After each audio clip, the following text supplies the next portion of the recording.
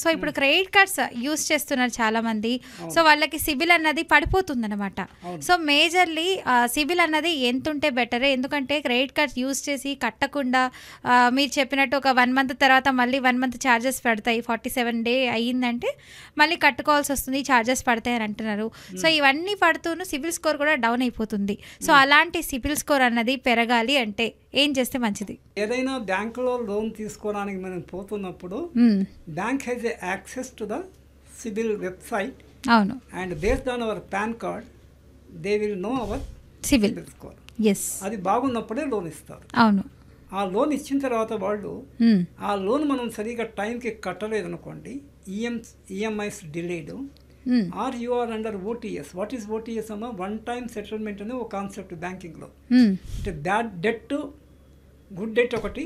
Good debt అనము, debt అంటాము. సరిగా టైంకి కట్టకపోతే దాన్ని తీసే బ్యాడ్ డెట్.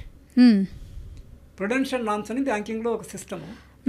3 months వరకు ఓకే, 3 months దాటిన తర్వాత కూడా కట్టకపోతే దిస్ ఇస్ ఎ డౌట్ఫుల్ 1, 2, 3 అట్లా అనేసి ultimately it goes to the NPA, non performing asset కేటగిరీకి పోయి. అంటే ఇప్పుడు ఆ 1 టైం సెటిల్మెంట్ అనేది చేసేసుకుంటే సో ఆ తర్వాత కూడా అంటే అసలు తీసేసుకుంటారు కదా, వడ్డీ అలానే ఉంటుంది. అలా అని కాదమ్మా. 1 టైం సెటిల్మెంట్ అంటే ఎగ్జాంపుల్ చెప్తాను. 50 లక్షలు కట్టేది ఉంది, నువ్వు కట్టట్లేదు, సరే నీకు 10% తగ్గిస్తాను, 45 లక్షలు కట్టు, మాఫీ అంటారు. మాఫీ. కానీ అలా చేయకూడదు, అసలు నమ్మకూడదు అంటారా? నమ్మకూడదని కాదు, యూ కెన్ డూ ఇట్. కానీ నీ క్రెడిట్ హిస్టరీ అంటే సిబిల్ అంటే ఇట్స్ ఏ క్రెడిట్ హిస్టరీ. అవును, అది తగ్గిపోతుంది కదా సార్ అలాంటప్పుడు. తగ్గిపోతుందని నేను చెప్తున్నా. ఓటీఎస్కు వెళ్ళకుండా ఓటీఎస్కి వెళ్ళాల్సిన అవుతుంది. ఓటీఎస్ఏ కాకుండా ఇంకోటి ఉంది చిన్న లోన్స్లో. సార్ ఇప్పుడు మీరు చెప్పినట్టు 1 టైం సెటిల్మెంట్ అన్నది చేసుకున్నారే అనుకోండి, ఇప్పుడు ఆ 50 lakhsలో 45 కడతారనమాట. సో మిగతా 5 lakhs అలానే ఉండిపోతాయి కదా. సో అది మనం కట్టము. సో తర్వాత ఏమైనా తీసుకోవాలన్నప్పుడు మీరు 1 టైం సెటిల్మెంట్ తీసుకున్నారు, ఇంకా 5 lakhs బాకీ ఉన్నారు అని అంటారు కదా. అక్కడికి చాప్టర్ క్లోజ్ అయిపోయింది. 5 లక్షలు బాకీ అని అడగరు. కానీ సిబిల్ దీంట్లో రికార్డ్స్లో this account is closed under OTS అని ఉంటుంది, ఉండే అవకాశం ఉంది. ఓకే, లేకుంటే లేకుండొచ్చు కూడా, అది వేరే సబ్జెక్టు. ఓటీఎస్ ఒకటి. ఓటీఎస్ కన్నా ఇంకా కొంచెం ఏంటంటే చిన్న లోన్స్లో 50,000, 1,00,000, 2 లక్షలు ఉంది, అతని దగ్గర ఏమీ లేదు, సెక్యూరిటీ ఏమీ లేదు, కట్టట్లేదు, దాన్ని విసే రైట్ ఆఫ్. టెక్నికల్గా పోతే పోయిందని బ్యాంకు వీళ్ళకి అంటే రికవరీ ఫాలో అప్ కాస్ట్ ఎక్కువ అవుతుంది లోన్ కన్నా. అంటే మరీ చిన్న loan 10,000, 5,000, 20,000. So bank will write of. So right of is one concept and OTS is another concept. Okay, ఆ దాంట్లో మనం పోకూడదు ఎథికల్గా.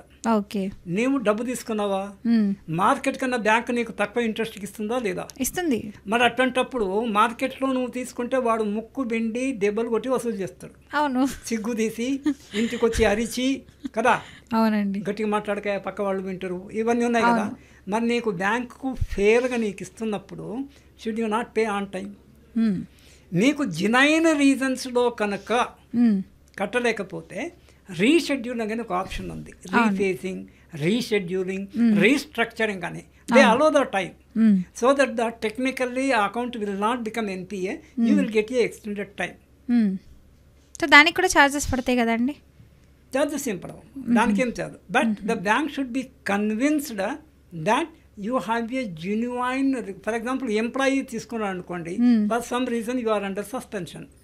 మరి నీ తప్పు లేదు, సస్పెన్షన్ అంటే ఛార్జ్ ప్రూవ్ అయినట్టు కాదు కదా. కేసు ఎంక్వైరీ తర్వాత he may be reinstated with full salary.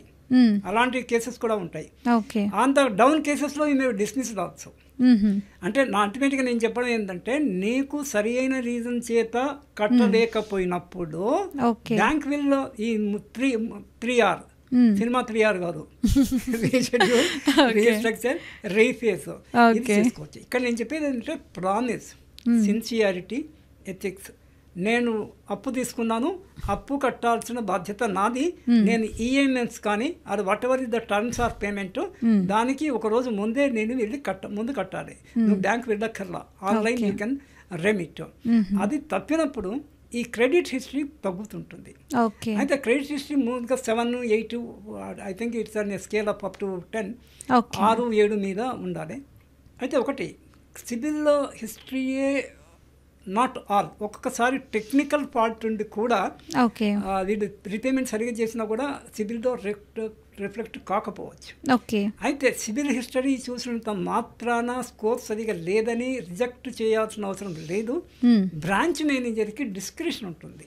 అంటే he will enquire in the market, అసలు ఏం జరిగింది, ఇది టెక్నికల్ మ్యాటరా లేకపోతే ఇతనికి ఏదో తాత్కాలికంగా ప్రాబ్లం వచ్చి ఇదైందా అనేది అవన్నీ చూసుకునేసి కొంత బ్రాంచ్ మేనేజర్ కానీ రీజనల్ మేనేజర్ కానీ డిస్క్రిప్షన్ ఉంటుంది. సిబిల్ ఈజ్ నాట్ ఫైనల్ అది, but CIBIL is definitely important and ఎప్పుడు మన చేతులారా ఎవరి గొడ్డలతో వాడే మోకాళ్ళు నడుకున్నట్టు మన సిబిల్ మనం కావాలని చెదగొట్టుకోకూడదు. అది బ్యాడ్ హ్యాబిట్. ఇక్కడ బ్యాడ్ హ్యాబిట్ ఉంటే ఎక్కడైనా ఉంటుంది. దొరికిన చోట అప్పు చేయడము, క్రెడిట్ కార్డు ఊరికే తీసుకోవడము, కనిపించినంత కొనడము, that we should not do.